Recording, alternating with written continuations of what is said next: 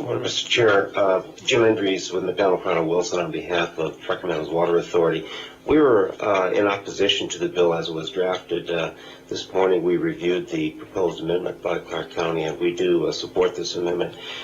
And we also I listened to the comments from Washoe County this morning, and also would support their proposed views with respect to further amending this amendment by placing a period after the first expression of public body in the proposed amendment. Thank you, Mr. Andrews. Any questions from the committee? Seeing none, is that pretty much all neutral? Okay. Yeah, Chairman Carrillo, in closing, I just want to thank Clark County and the Flints for working together on this amendment. I'm trying to get my hands around the verbiage. I still have a few concerns, but I hope we can all work together and maybe talk about those concerns. Mr. Chairman, I think Mr. Gordon also has a comment to make.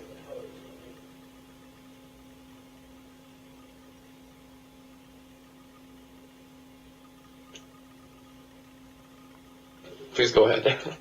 I apologize. I did not hear you go to the north or opposed, right to neutral, so I appreciate the time.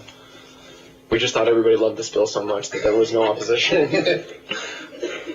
Well, for the record, my name is Garrett Gordon with the law firm of Lewis and Roca, today representing Southern Highlands Homeowners Association. They have approximately 7,000 units in Las Vegas.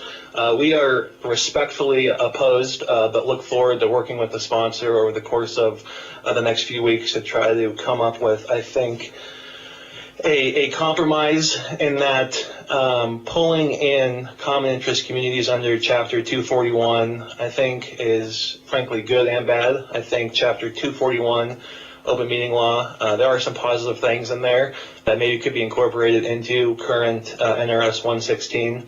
But I would note some sections that are being struck are in some senses have more protections for homeowners associations rather than just deferring Chapter 241. I would also note in looking through 241 as it could apply to associations, one, written notice of all meetings would be given within 3 working days. Currently under Chapter 116, a notice for meetings has to go no later than 15 days. So we would submit that many associations would fall back on the 3 working days, which may put some unit owners at a disadvantage of what may be occurring at a future meeting. Next, the minimum public notice under the open meeting law, it refers to that this would be posted at the principal office of the public body. So if an association is a public body, I'm sure they would fall back on just posting this at their offices and maybe get around or not, as currently provided, do a mailing as required under current NRS 116. As I continue to go through open meeting law, there's also the requirement that a public body provide at no charge at least 1 copy of the agenda, which is done currently. A notice is sent for free to all homeowners association unit owners, and then the materials could be sent for free if electronic. But there is a cost for hard copies of supporting material. As you can imagine, in Southern Highlands with over 7,000 homeowners, that can get very voluminous and very expensive if you have to send out or provide all the supporting materials of every meeting to every unit owner. I would also turn to open meeting law section that talks about character, misconduct, or competence of elected member of the public body. It says a public body shall not hold a closed meeting to consider the character, alleged misconduct, or professional competence of members of the public body, i.e. the board.